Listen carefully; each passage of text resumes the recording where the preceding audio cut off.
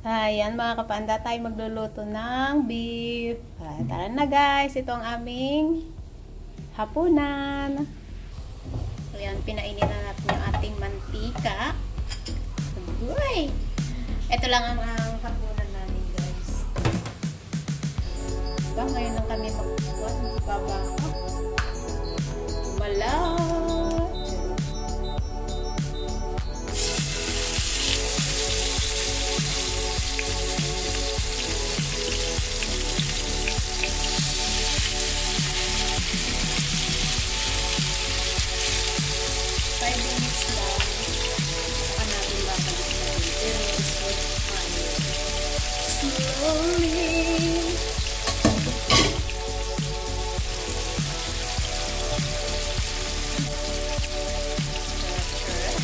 Amo ko bumili kanina.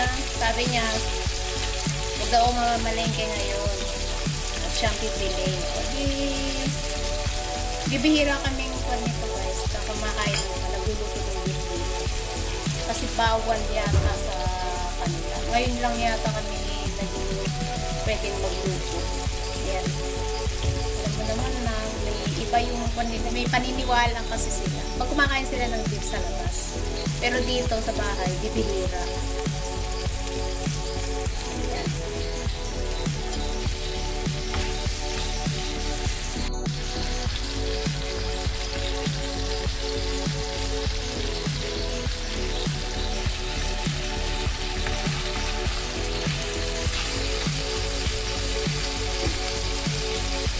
Yummy!